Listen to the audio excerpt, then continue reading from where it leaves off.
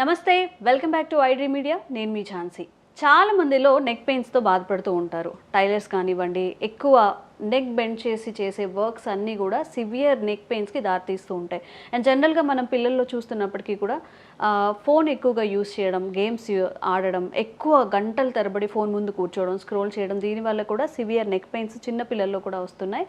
మరి కేవలం ఇవే కారణాలా, ఇంకేమైనా కారణాలు ఉంటాయా? లైక్ వెయిట్ ఎక్కువ ఉండడం వల్ల కానివ్వండి, జెనెటికల్గా కానివ్వండి, ఇలాంటి సమస్యలు ఏమైనా వచ్చే అవకాశం ఉందా? ఈ విషయాలని తెలుసుకుందాం. ప్రస్తుతం మనం consultant pain physician doctor Sohail గారితో ఉన్నాము ఫ్రమ్ అపోలో హాస్పిటల్ నుంచి. నమస్తే అండి. నమస్తే సార్, జనరల్గా ఇప్పుడు పిల్లలకి పేరెంట్స్ అలవాటు చేస్తున్నారు, అండ్ ఖాళీ దొరికిందంటే వాళ్ళు కూడా ఫోన్స్ని ఎక్కువగా యూస్ చేస్తూ ఉంటారు. చిన్నపిల్లల్లో నెక్ పెయిన్స్ రావడానికి ఇది ఒక్కటే కారణమా, ఇంకేమైనా ఉంటాయా? అండ్ జాబ్స్ కూడా చాలామంది టైలరింగ్ చేస్తూ ఉంటారు, రిలేటెడ్ అంటే నెక్ మీద బరువు పడేలాగా చాలా జాబ్స్ మగ్గం వర్క్స్ చేస్తూ ఉంటారు. అండ్ అటు ఇక్కడ ఈ కేసెస్లో ల్యాప్టాప్ మీద వర్క్ చేసే వాళ్ళు కూడా వస్తారు, కాబట్టి వాళ్ళకి మీరు ఇచ్చే సజెషన్ ఏంటి? సో జనరల్గా ఇప్పుడు మనకి సాఫ్ట్వేర్ ఇంజనీర్స్ తీసుకుందాం, డెస్క్ జాబ్ ఉంటుంది వాళ్ళకి.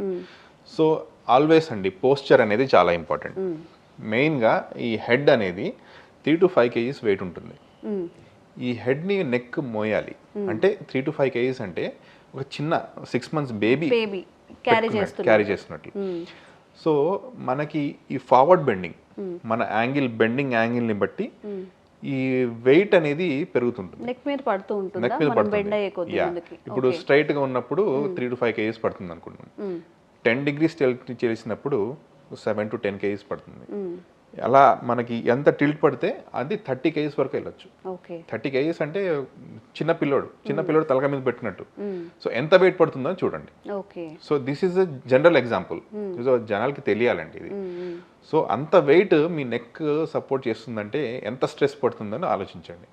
కొంతవరకు బేర్ చేస్తుంది, 1 month 2 months తర్వాత ఇంకా చాలా ఎఫెక్ట్ అవుతుంది. అంతే రిపిటేటివ్ స్ట్రెస్ అండి.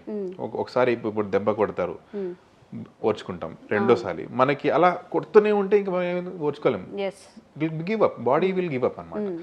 సో మనకి always posture is first thing to maintain is posture. Neck అనేది స్ట్రైట్ ఉండేటట్టు చూసుకోవాలి. సాఫ్ట్వేర్ ప్రొఫెషనల్స్ ఉన్నారు, వాళ్ళ మానిటర్ ఐ లెవెల్లో ఉండేటట్టు చేసుకొని చూసుకోవాలి.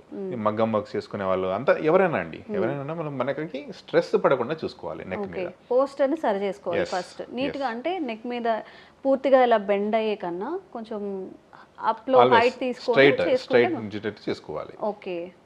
ఇంకెలాంటి కేసెస్ లో బాగా సివియర్ నెక్ పెయిన్స్ మీరు చూస్తారు? Mobile phone usage. Mobile phones ఇప్పుడు చిన్న పిల్లలంటే వాళ్ళకి బాడీ రిపేర్ అనేది తొందరగా జరుగుతుంది.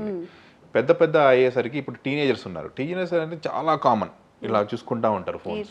రోజులో సగం టైం ఫోన్ దాని మీద పోతుందండి. సో దాన్ని ఇప్పుడు లేటెస్ట్ వచ్చింది టెక్స్ట్ నెక్ సిండ్రోమ్ అని.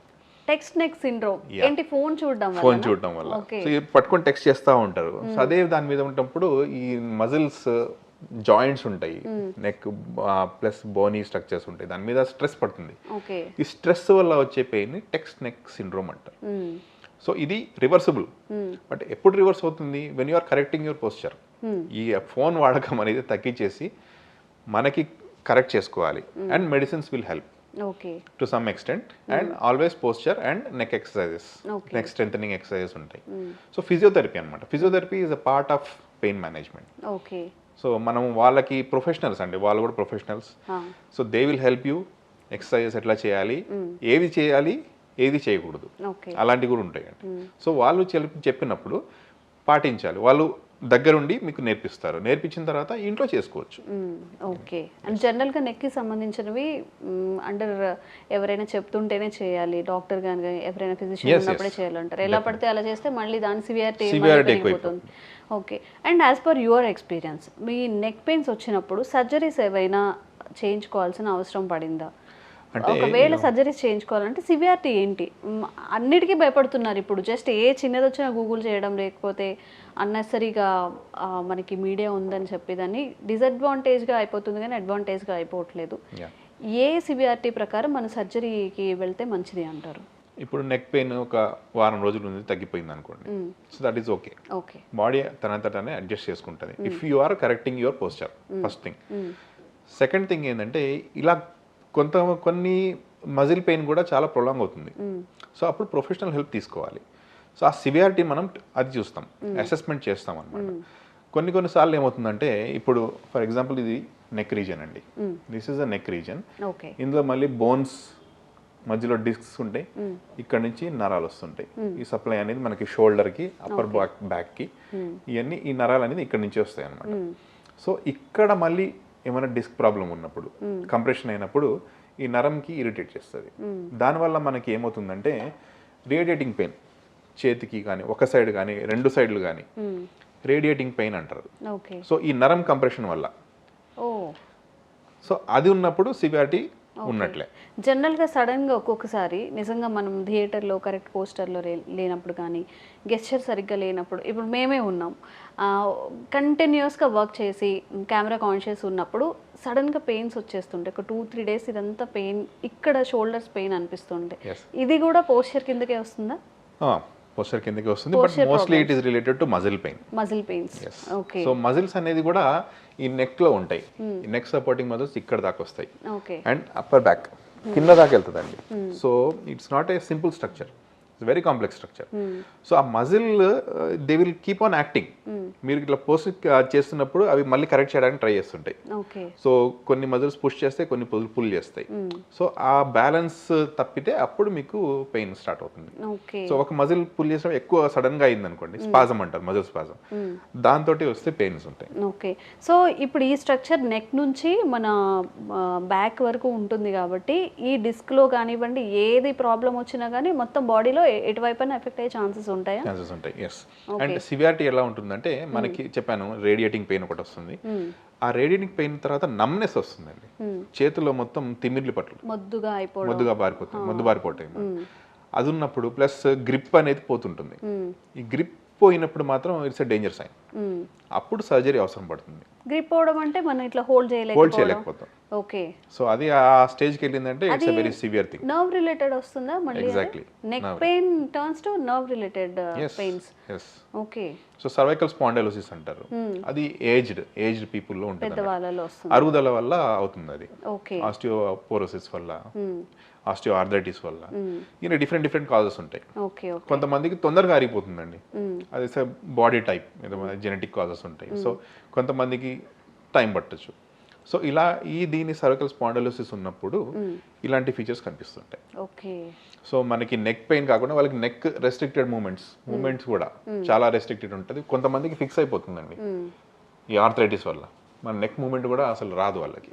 సో అలాంటి వాళ్ళకి ఇలాంటి అంటే దీస్ ఆర్ కాంప్లికేషన్స్.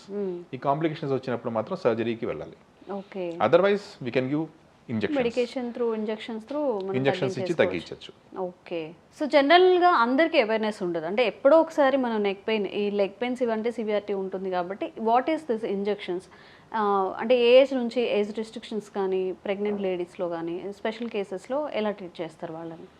ప్రెగ్నెంట్ లేడీస్లో యూజువల్లీ చేయమని, ఎందుకంటే మనం ఇట్ ఈస్ ఈ ఇంటర్వెన్షన్ అనేది, ఇంజెక్షన్ అనేది ఫ్లోరోస్కోపిక్ గైడెన్స్, అంటే ఎక్స్రేలో చూసుకుంటూ చేయాలి. సో సేఫ్టీ కోసం అన్నమాట. ఈ ఎక్స్రే చూస్తున్నప్పుడు ఎక్స్రే అనేది ప్రెగ్నెంట్ లేడీస్కి ఇట్స్ నాట్, శిశువు ఉంటుంది కదా లోపల, ఇట్స్ డేంజరస్ అనమాట డెవలప్మెంట్కి. సో ప్రెగ్నెంట్ లేడీస్కి మేము సజెస్ట్ చేయం. రెగ్యులర్ మెడికేషన్స్, వాళ్ళకి సింపుల్ అనాల్జెసిక్స్ అని ఉంటాయి, పారాసిటమాల్ కొన్ని, దాంతోనే మనకు ట్రీట్ చేస్తాం. So pregnancy is a big risk factor, అంటే ఫర్ ద బేబీ. సో మనం ఓల్డ్ ఏజ్ వాళ్ళకి మనము యూజువల్లీ సర్వైకల్ ఎపిడ్యూరల్ ఇంజెక్షన్స్ అని వేస్తుంటాం. అండ్ ఇందులో మధ్యలో మళ్ళీ ఇక్కడ బోన్కి మధ్యలో జాయింట్స్ ఉంటాయండి, these are called facet joints. ఈ ఫేసెడ్ జాయింట్స్ వల్ల కూడా వచ్చే పెయిన్ ఉంటుంది. సో ఈ ఫేసెడ్ జాయింట్ ఇంజెక్షన్స్ కూడా ఇవ్వచ్చు మనం. సో 2 types ఆఫ్ ఇంటర్వెన్షన్స్ ఉంటాయి, cervical epidural and facet joint injections. దీంట్లో మనం లోకల్ అనెస్థీషియా అండ్ స్టెరాయిడ్ కలిపి ఇస్తాం. ఈ స్టెరాయిడ్ అనేది భయపడాల్సిన అవసరం లేదండి, single dose is always helpful, మన బాడీకి రిపేర్ చేస్తుంది. ఓకే. ఎన్ని డోసెస్ తీసుకోవాలి జనరల్గా? సింగిల్ డోస్ అండి, ఓన్లీ 1 dose ఇస్తాము. అండ్ ఒక్క సంవత్సరంలో not more than 2 doses. And ఈ డోస్ కూడా 6 months గ్యాప్ తోటి తీసుకుంటాం. సో 1 dose చూసి we'll see wait for 6 months. ఒకవేళ తగ్గకపోతే వీల్ రిపీట్ 1 more. ఓకే, అంటే 1 year వరకు నెక్ పెయిన్స్ Yes. ఎక్స్పీరియన్స్ చేసే వాళ్ళు కూడా ఉంటారా? ఉంటారండి. ఓకే. సో వాళ్ళకి కంప్లీట్ రిలీఫ్ వస్తుంది, డెఫినెట్ రిలీఫ్ వస్తుంది. అంటే కంప్లీట్ అంటే మనం కూడా వాళ్ళకి ఏదో మ్యాజిక్ అవుతుంది అని చెప్పలేము. It's we always give 60 to 70% margin అండి. ఓకే. 100% అని ఎవరు గ్యారంటీ ఎవరు ఇవ్వలేరు, అవును. సర్జరీ కూడా ఇవ్వలేరు. అండ్ వాళ్ళు కూడా కోఆపరేటివ్గా మీరు ఏదైతే సజెస్ట్ చేశారో అవన్నీ కూడా గైడ్లైన్స్ ఫాలో అవుతూ ఉండాలి. ఎగ్జాక్ట్లీ. త్వరగా రిజల్ట్ రావాలి అన్నప్పుడు. ఎస్. ఓకే, థ్యాంక్ యూ అండి. Thank you so much.